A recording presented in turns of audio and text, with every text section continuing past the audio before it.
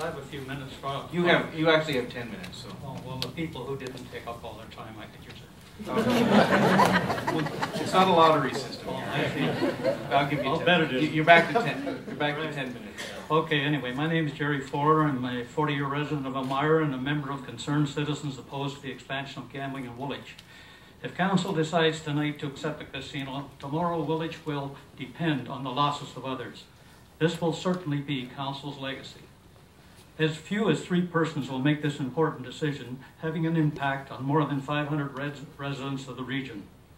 My major concern, and hardly mentioned at all, is related to the introduction of a casino in Woolwich, is the impact it will have on our citizens, but especially our youth, and now and in future generations. Being a teacher and principal for 36 years and a sports coach for 30 years, both Major Junior A, B, C, and D, and the first manager coach of the Sugar Kings, this has given me some understanding, I believe, of the challenges young people will face when coming to grips with positive, healthy life choices. For most of this period, the major addictions facing our youth related to alcohol and drugs. Gambling up to the 1980s was a criminal activity. It was only when our provincial government saw a source of easy revenue that gambling was no longer a crime, but a fine form of entertainment. The term gambling was even dropped, and now it's referred to as gaming. A more friendly, acceptable term, but still promoting the same activity. Set up originally to manage this new activity, the Ontario Lottery and Gambling Corporation is now the OLG. Corporation was dropped because corporations produce products. OLG produces losses for its customers, often producing major negative personal and family disruptions and hardships. In the late 1990s, the Ontario government gave 44 communities the same opportunity that's being offered now to open casinos, but they did it through a referendum. 40 of the 44 communities said no. The government went ahead without a referendum, and slots were placed at 17 racetracks. Elmira was able to opt out as we were given time for much public debate. Fortunately, our community continued to attract more people and bills were paid. Thankfully, not by public losses at slots, but by strong governance and a hard-working community. A group of local citizens approached the regional government with a request that it get involved in setting up a coalition to monitor, study the expansion of gambling. Regional government agreed, and the coalition, known by the acronym RAGI, Waterloo Action Group on Gambling Issues, was formed. Our mandate was not to oppose gambling, but rather to oppose its expansion. We were joined by high school guidance personnel and others involved with counseling problem and addicted gamblers. The most striking issue that kept surfacing during this research was the impact that legalized gambling was having on our youth. The first generation of youth growing up in a society where gambling was legal.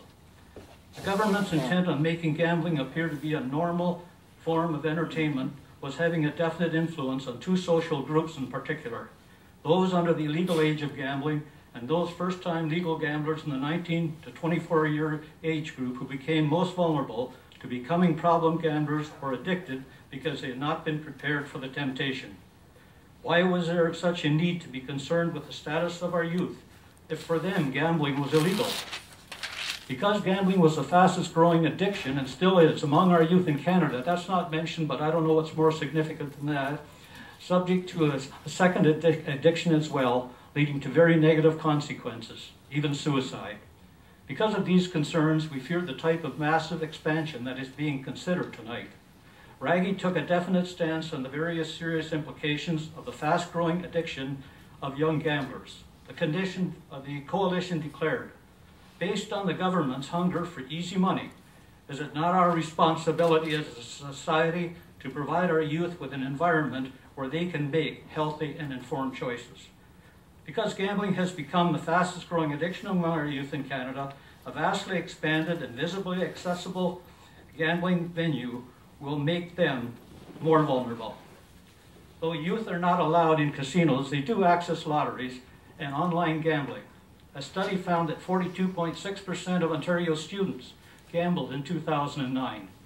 Easily accessible gambling has proven to increase participation. Is 4 million profit really worth gambling the future of our young people? The question is particularly relevant to Woolwich when you consider the following.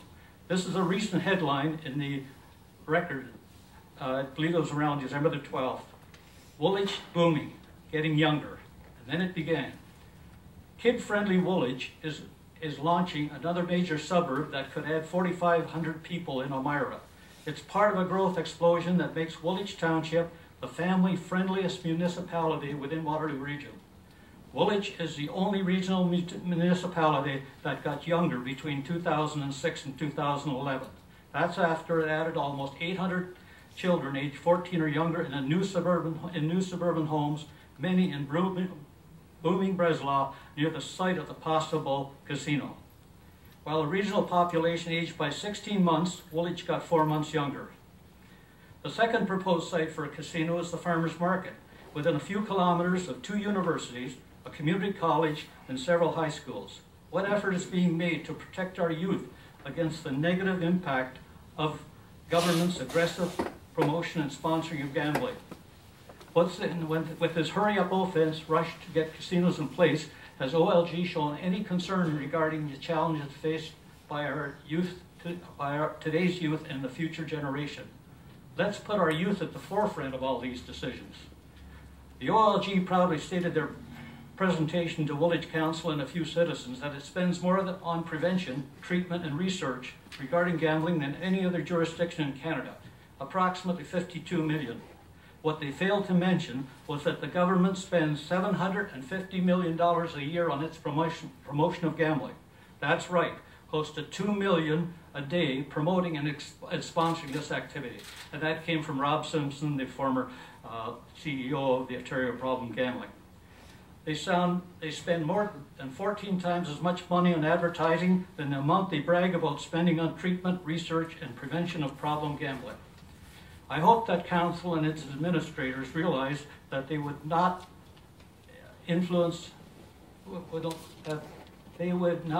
carry any influence over a casino having no say to further expansion or shutting it down. As is being witnessed now, OLG will shut down the slots and with it the profits that Centre Wellington has come to rely on and pull the rug out from under the Grand River Raceway, signaling the demise of a racing industry. How much warning were they given?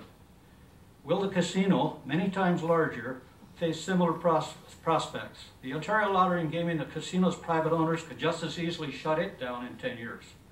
The OLG plans to open casinos in 24 zones across Ontario. 8 will be within 100 kilometers of Woolwich. How can a casino be a major tourist attraction with that kind of competition? Paul Godfrey, head of the Ontario Lottery and Gaming, says he and his directors oversee the greatest business corporation that is overseen by any Canadian government, one of the top 60 companies in Canada. Council, you're dealing with a big business which hires American entrepreneurs to create and manage their gambling facilities.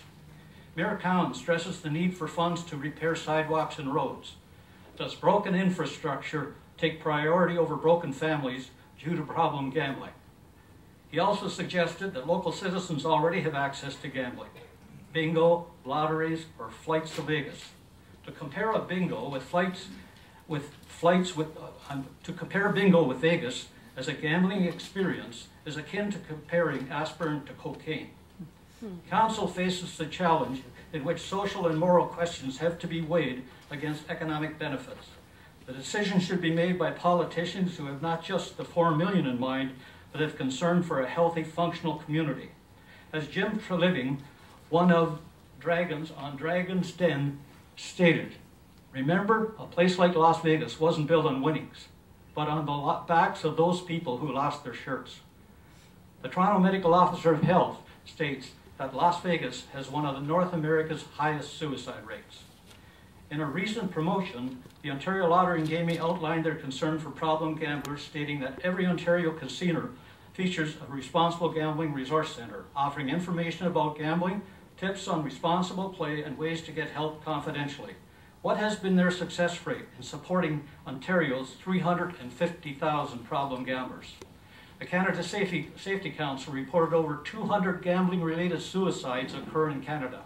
Each death impacts dozens of family members, and and friends, causing health, emotional, and financial challenges. Spouses of pathological gamblers are 3 times more likely to attempt suicide, and their children 2 times as likely. Has staff visited the 4 Ontario's largest casinos whose profits have dropped drastically in the past 2 years, dropping $43 million in 2010 and $93 million in 2011? Is the future of casinos declining because, as OLG's Paul Godfrey says, the gaming industry is undergoing rapid and profound change, primarily due to the growing popularity of internet gambling among the tech-savvy young people? Why did representatives from the Twin Cities Chamber of Commerce and Tourists come to a recent council meeting supporting casinos? They will certainly profit from a casino next door. It's a case of Woolwich dealing with the negative issues surrounding the placement of a casino while the cities capitalize on the profits. Why are the cities not contesting for the privilege of a casino? Breslau, a possible site for a casino, is booming with young families. I hope council has given this community some consideration and depth that it gave to the communities of Westmount Rose, Winterburn, and Conestoga in studying the Jigs Hollow gravel pit development. With thousands of automobiles going to and from the casino 24 hours a day, 365 days of the year, this will surely have an environmental impact. Gas fumes and the covering of large areas of valuable farmland and natural areas with blacktop. Visually, there will definitely be an impact. Most citizens do not want to view a massive casino lit up 24 hours a day, 365 days of the year. Similar consideration should be given for the site in the area of the stockyards, where the location not only neighbors a booming young population, but also neighbors 2 dynamic universities and a community college, which are crucial to the economic and cultural growth of the region. These institutions have tens of thousands of students who are just reaching the legal age of gambling, 19, 24 to 24-year-olds, an age who have been found to be most vulnerable to becoming addicted problem gamblers. Addicted and problem gamblers suffer a silent addiction. They do not seek help and generally keep their conditions secret. They are not as easily identified as addicts who are seen staggering or being spaced out in public. Problem gamblers are not usually identified until they're involved in family breakups, charged with a crime, or domestic abuse. There are also suicides, but unless they occur in the casino parking lot, the deaths are not identified as a result of gambling problems. Casinos don't prosper from the gains of the occasional gambler. Their best customers are the biggest losers. There is no fear of losses by casinos. They always come out on top. Will council fall into the same trap as the problem gambler, expecting a big win and losing sight of the consequences? Does Woolwich Council want to be responsible for what is described by John Ralston Saul as the state funding the public good by corrupting the citizen? Which do you want as your legacy? Woolwich to be known as the place with a casino, or to be known as the caring community it's always been? Thank you. Thank you, Gerry.